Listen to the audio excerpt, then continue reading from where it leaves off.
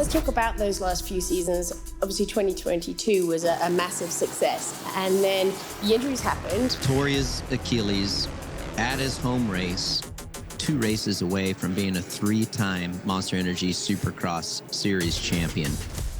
Of course, it was difficult. 2023 was totally devastating. I mean, that was basically a championship in the bag, and it got totally taken out of the bag in a flash, in a moment. Something big has happened to Tomac. He is injured. And then 2024, I almost get through the end of the Supercross season there and, break my thumb. 2025 was my leg, so I was like, there's no way I'm stopping.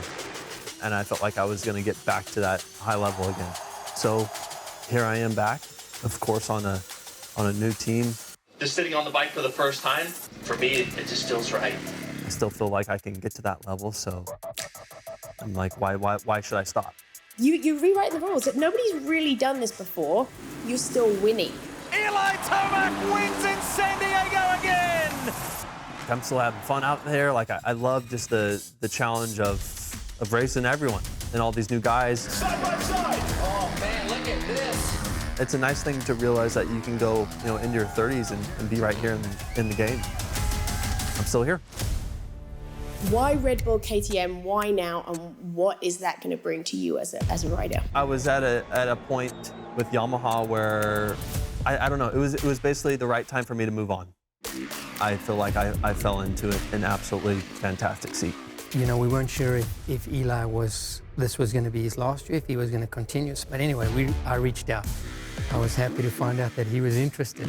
You have been, as a team, fierce competitors with him over the years. What's that like for you now, for him to be on your side? Now you're working together and you get a different view of him, different insight. It's actually pretty crazy, because if you think back more than a decade, his name was always up there. Oh, we got to beat this guy.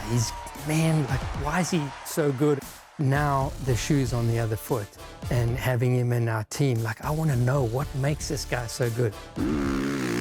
Well, working with him, it's pretty transparent why he's good. They're like, we haven't had someone that's ridden a bike with this much power on our team before.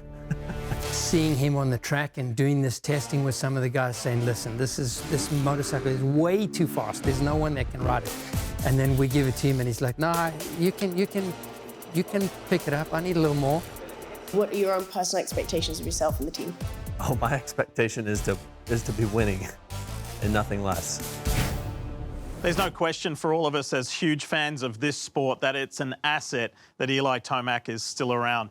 He could have long been retired and still headed to the Hall of Fame. You've interviewed him a lot. What did you see in him that day that you spoke to him? There was zero chance that he was going to leave his career injured. He was going to just be like, all right, well, that happened. I've achieved everything I set out to achieve, I'm done. No sign of it whatsoever. Every time I asked him, the answer came back, I'm not done, I'm not done. He genuinely believes there is more there, and it doesn't seem to bother him. He said he's 33 years old. It doesn't even seem to bother him. He knows his capabilities. He's very clear about it. What was your reaction, JT, when you found out that he was sticking around? Well, I just think he's having fun. And you look at prior champions of the sport, Ricky Carmichael, Jeremy McGrath, Ryan Villopoto. When they got to the late stage of their career, I believe the pressure had overtaken the fun part of it, and that's why they maybe left and they didn't make it to their early 30s the way Eli Tomac has. You can see he wants to be out there. He's still enjoying this process. I think that makes him unique. And he's written that script already of how to change manufacturers, change teams and succeed, right? He has. You haven't seen this many riders kind of switch teams and still find success. Often they'll switch teams late, but their results deteriorate over time. Eli Tomac will come out and win in 2026. You happy he's still around? Oh, unbelievable. What he does for the sport, what he brings to the sport, I mean, you saw it. It's special. Hi, folks. Lee Diffie from NBC Sports. If you enjoyed what you just watched, well, it's time to bring the action and subscribe to the Motorsports on NBC YouTube channel. You can have it all. News, highlights, interviews, and analysis. So go for it.